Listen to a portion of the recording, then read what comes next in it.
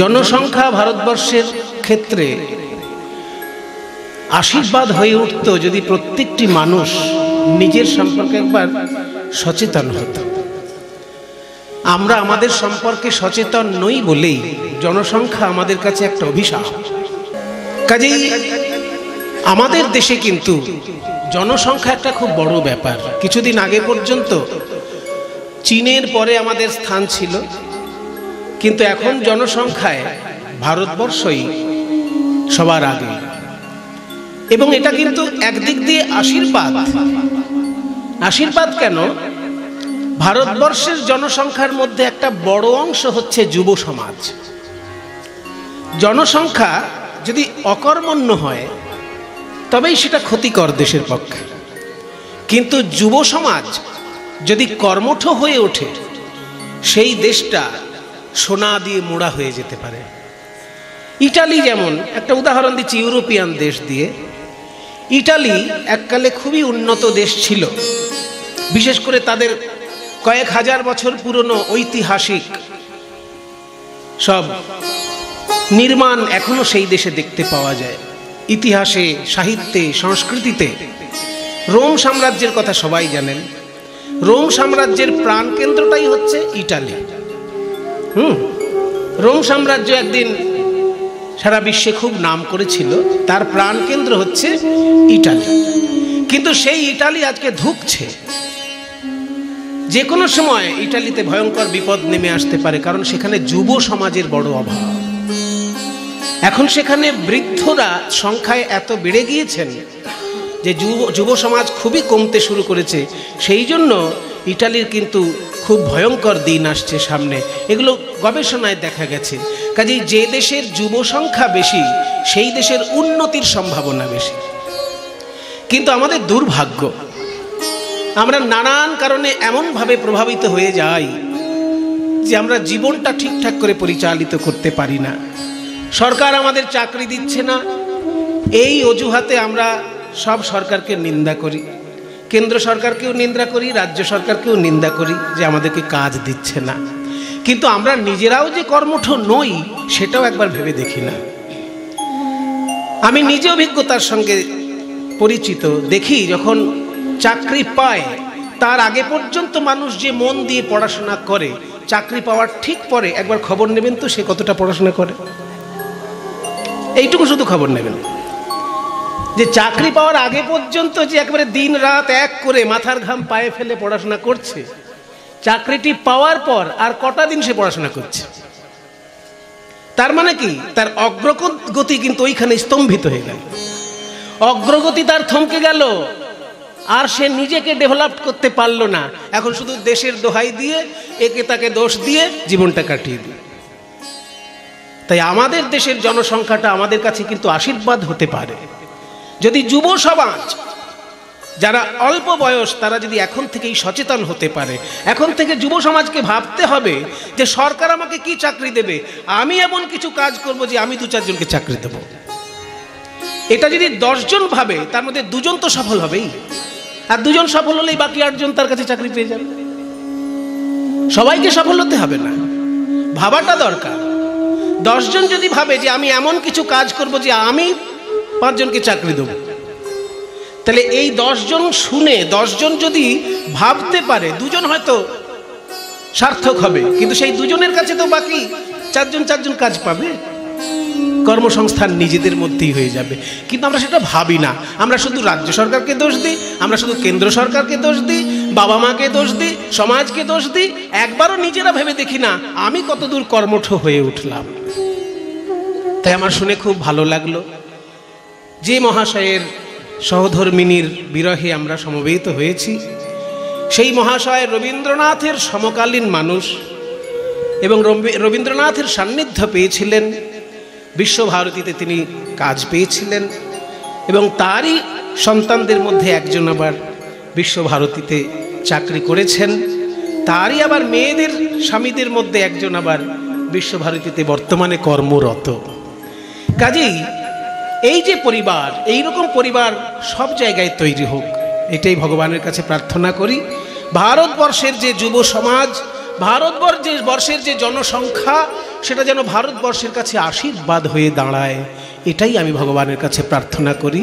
যে মা পরলোক গমন করেছেন সেই শিবানী পাতর মহাশয়া, তিনি স্বর্গ থেকে আমাদেরকে আশীর্বাদ করুন।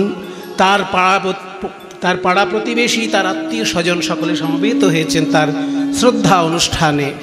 আজকে সকলে তার আত্মার শান্তি কামনা করছেন, এটাই কিন্তু তার আশীর্বাদ উপর থেকে নেমে আসবেন, এই প্রার্থনা করি। ভগবানের শ্রীচরণে তিনি অক্ষয় স্থান লাভ করুন, এই প্রার্থনা করি।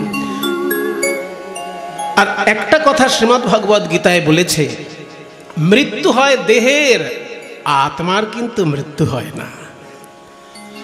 যদি আমাদের মা পরলোক গমন করেন, যদি আমাদের বাবা পরলোক গমন করেন, পরলোক গমন করে তার দেহটা, তার আত্মা কিন্তু পরলোক গমন করে না। তার দেহটা ভস্মীভূত হয়ে যায়, আত্মা কিন্তু ভস্মীভূত হয় না। আত্মাই যায় ভগবানের চরণে। আত্মা যদি কর্মফল বাকি থাকে, আবার তাকে জন্মগ্রহণ করতে হয়।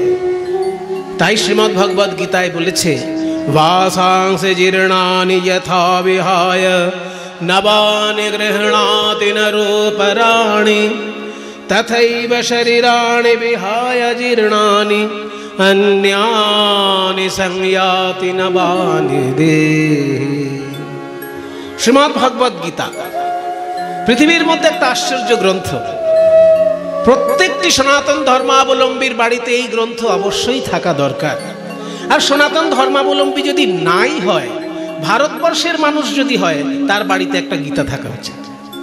সে সনাতন ধর্ম নাও মানতে পারে, কিন্তু ভারতের লোক তো, যে সনাতন ধর্ম মানে না, তারও বাড়িতে একটা গীতা থাকা উচিত, কারণ সে ভারতবাসী। আর গীতা হচ্ছে ভারতবর্ষের দর্শন শাস্ত্রের একটি সমন্বয় গ্রন্থ। শ্রীমদ্ ভগবদ গীতা যদি একটু কেউ পড়ে দেখেন, বেশিরভাগ লোক গীতাকে নমস্কার করে রেখে দেয়, পড়াশোনা করেন না। কিন্তু যারা পড়ে গীতা, তারা জানে যে শ্রীমদ্ ভগবদ গীতা হচ্ছে এমন একটা বই যেখানে সেই যুগের ভারতীয় দর্শনের যতগুলো ধারা ছিল, তার সকলগুলোর একটা সমন্বয় করা হয়েছে। যেমন ধরুন যোগ দর্শন, যোগ নিয়ে আলোচনা করার একটা ধারা, ব্রহ্ম নিয়ে আলোচনা করার একটা ধারা, কর্ম নিয়ে আলোচনা করার একটা ধারা, ভক্তি নিয়ে আলোচনা করার ধারা। এই যে কর্ম, জ্ঞান, যোগ, ভক্তি, এগুলো সব এক একটা পথ, কিন্তু সমস্ত পথেরই সমন্বয় হয়েছে শ্রীমদ্ ভগবদ গীতার মধ্যে। কাজেই আপনি যদি ভারতবর্ষের মানুষ হন, আপনি যদি ভারতবর্ষের দর্শন সম্পর্কে কোনো খোঁজ খবর রাখতে চান, তাহলে আপনার বাড়িতে একটা গীতা থাকতেই হবে। আপনি যে ধর্মেরই লোক হন, আর আপনি যদি নাস্তিকও হন, আপনার বাড়িতে একটা গীতা থাকতে হবে। কারণ আপনি যদি ভারতকে ভালোবাসেন, আপনি গীতা বাড়িতে রাখবেন। কারণ শ্রীমদ্ ভগবদ গীতা হচ্ছে ভারতীয় দর্শনের একটা সমন্বয় গ্রন্থ। সেইখানে ভগবান শ্রীকৃষ্ণ বলছেন, একদম ছেলে মানুষকে বুঝানোর মতন অর্জুনকে বুঝাচ্ছে। যখন কেউ বিপদে পড়ে না, তার হাজার বুদ্ধি থাকলেও সে কিন্তু ছেলে মানুষ হয়ে যায়, তখন কোনো দিশেহারা হয়ে যায়, খুঁজে পায় না পথ। তাই অর্জুন আজকে এত বুদ্ধিমান, অর্জুন এত বীর পুরুষ, কিন্তু সে আজকে দিশেহারা। কারণ যাদের সঙ্গে যুদ্ধ করতে হচ্ছে, তাদের মধ্যে হয় আত্মীয় আছে, নয় গুরুবর্গ আছে, হয় গুরুজন নয় গুরুবর্গ। ভীষ্ম হচ্ছে গুরুজন, আর দ্রোণাচার্য হচ্ছেন গুরুদেব। তাহলে গুরুবর্গও রয়েছে আর গুরুজনও রয়েছে, তাদের সঙ্গে লড়াই করতে হবে অর্জুনকে। এই জন্য দিশেহারা হয়ে গেছে অর্জুন। তখন ভগবান শ্রীকৃষ্ণ বুঝাচ্ছেন, দেখো, ন্যায়ের পক্ষে থেকে তুমি যদি যুদ্ধ করো, বিপরীতে যেই থাক, তোমার পাপ পুণ্যের চিন্তা করার দরকার নেই, আমি তার দায়িত্ব নিলাম। আর একটা জিনিস জানবে, তুমি যাকে মারছো, মরছে কিন্তু তার দেহ, তার আত্মা মরছে না। এইবার বাচ্চা ছেলেকে বুঝানোর মতন বুঝাচ্ছেন ভগবান। বাসাংসি জীর্ণানি যথা বিহায়, মানে জীর্ণ বস্ত্র মানুষ যেমন পরিত্যাগ করে। বাসাংসি জীর্ণানি, ভেঙে ভেঙে বুঝে নেন।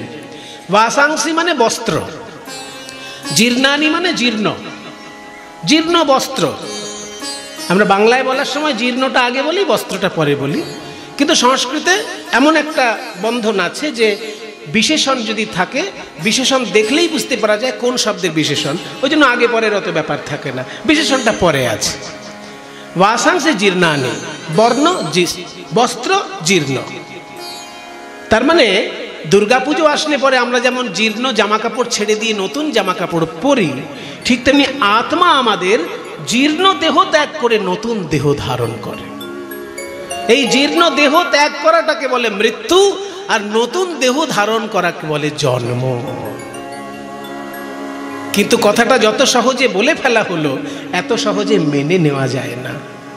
এই যে যার মাতৃদেব পরলোক গমন করেছেন, যার ঠাকুমা পরলোক গমন করেছেন, যার দিদিমা পরলোক গমন করেছেন, সে কি অত সহজে মেনে নিতে পারবে যে আমার ঠাকুমা শুধু দেহটাকে ত্যাগ করেছেন বস্ত্রের মতন, জীর্ণ বস্ত্রের মতন?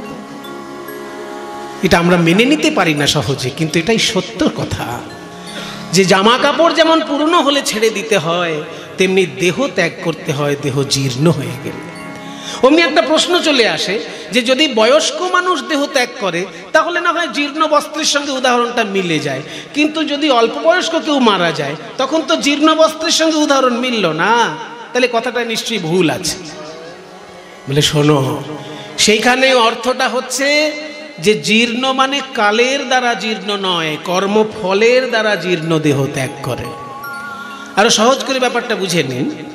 যদি কেউ মিলিটারিতে চাকরি পায় তাহলে মিলিটারি থেকে সে পোশাক পায়, কিন্তু মিলিটারির চাকরিতে যখন তার রিটায়ারমেন্ট ঘটে তখন কিন্তু ওই সরকারি পোশাক তাকে অফিসে জমা দিয়ে আসতে হয়। বাড়িতে সে ওইটা পরতে পারে না। চাকরি করার সময় শুধু মিলিটারি পোশাক পরবে, বাড়িতেও মিলিটারি পোশাক পরে ঘুরছে, এটা কিন্তু হয় না। এবার মনে করুন একটা লোক গতকালকেই নতুন টাটকা পোশাক পেয়েছে আর আজকেই তার রিটায়ারমেন্টের ডেট, তাহলে কি করবে? ওই টাটকা পোশাকটাই তাকে অফিসে ফেরত দিয়ে আসতে হবে।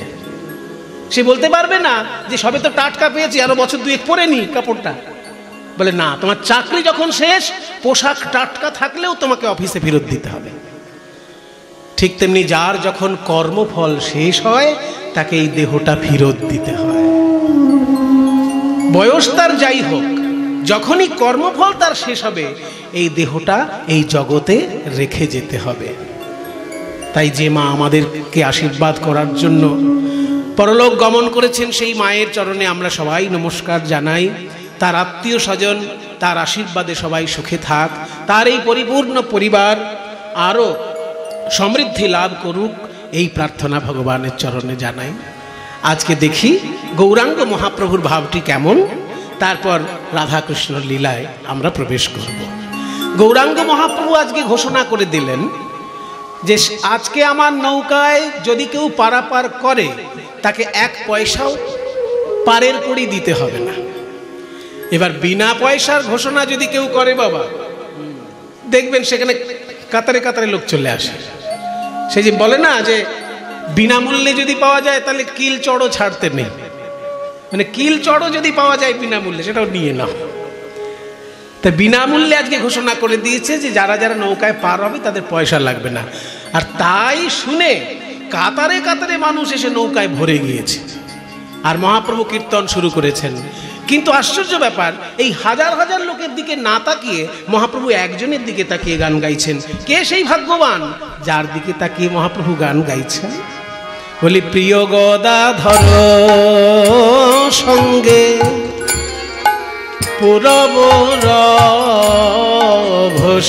রঙ্গে, ওই প্রিয় গদাধর সঙ্গে পুরব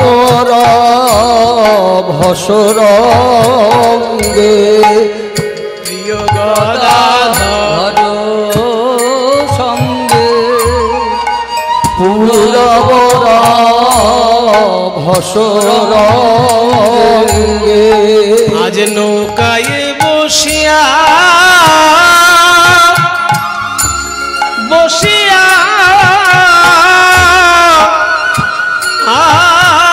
করে কেলি, আজ নৌকায় বসিয়া বসিয়া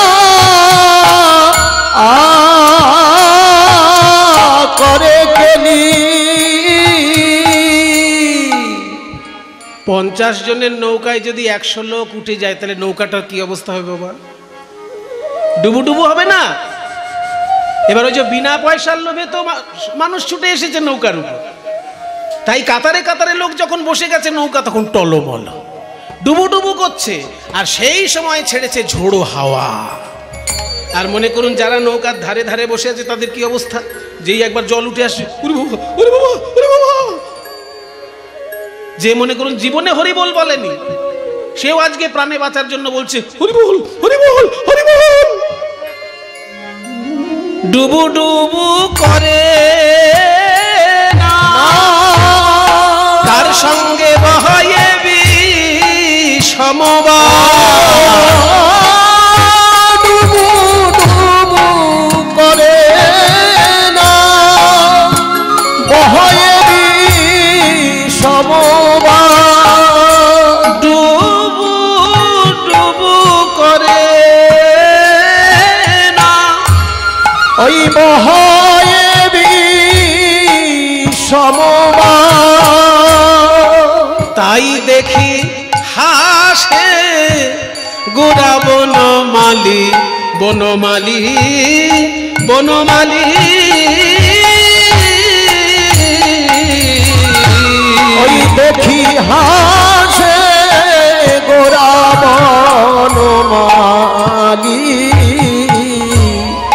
দেখি হাসে গোরা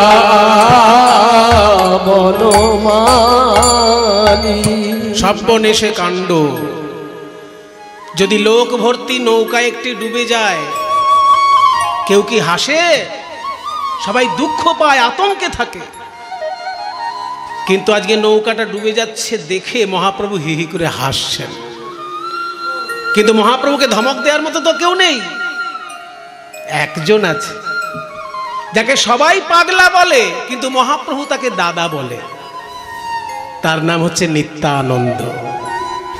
সবাই বলে পাগলা নিতাই, কিন্তু মহাপ্রভু তাকে দাদা বলে সম্মান করেছে। বাবা, নিত্যানন্দ প্রভুর সঙ্গে গৌরাঙ্গ মহাপ্রভু কিন্তু নারীর টান নেই, কিন্তু ভাবের টান রয়েছে।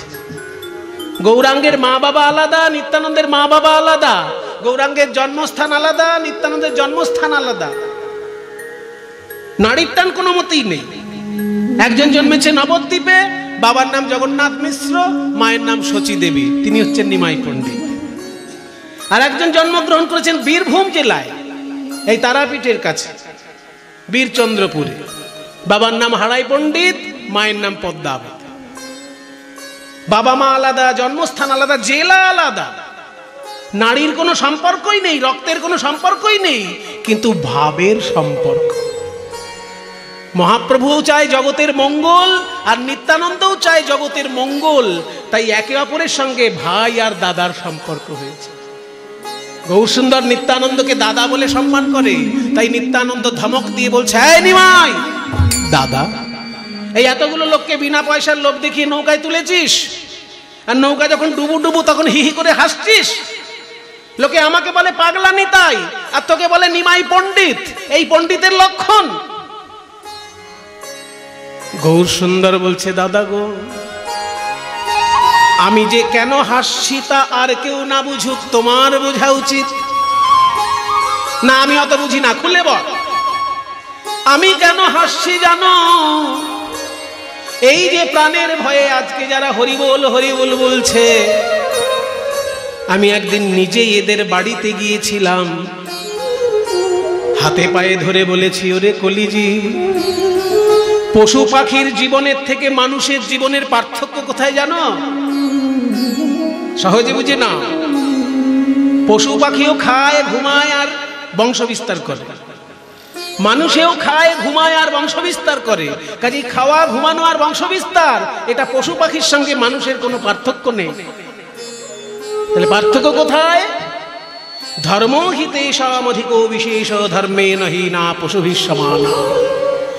অর্থাৎ মনুষ্য জীবনে পরমার্থ লাভ হয়, পরমার্থ, সেটা পশু পাখির জীবনে হয় না ভাই।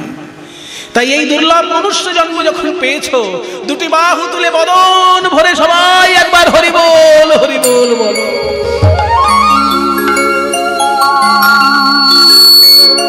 আজকে আপনারা কতজন হাত তুলে হরিবোল বললেন? এই কথাটা আপনারা বুঝতে পেরেছেন। আর মহাপ্রভু আমার থেকে আরো অনেক ভালো করে বুঝিয়েছেন, তবুও কিছু লোক তখন হরিবোল বলেনি। তাই মহাপ্রভু একটা বুদ্ধি খাটিয়েছেন যে বিনা পয়সার লোক দেখিয়ে লোকগুলোকে নৌকায় তুলবো, আর যখন নৌকা ডুবুডুবু হবে তখন যারা হরিবোল বলেনি তারাও প্রাণের ভয়ে হরিবোল বলবে। আর সেই কাণ্ডটাই ঘটেছে চোখের সামনে। আমার তাই হাসি পেয়েছে, আমার তাই হাসি পেয়েছে, তাই হাসি পেয়েছে, তাই হাসি পেয়েছে। এরা প্রাণের ভয়ে হরি বলছে তাই হাসি পেয়েছে, এরা প্রাণের ভয়ে হরি বলিছে তাই হাসি পেয়েছে। এরা প্রাণের ভয়ে হরি বলছে। যেদিন পায়ে ধরেছি কেউ বলে না, প্রাণের ভয়ে হরি বলছে, পায়ে ধরেছি কেউ বলে না, ভয়ে হরি বলেছে, পায়ে ধরেছি কেউ বলে না, প্রাণের ভয়ে হরি বলেছে, পায়ে ধরেছি কেউ বলে না, প্রাণের ভয়ে হরি বলি হাসি পেয়েছে। দেখি হাসে গোরা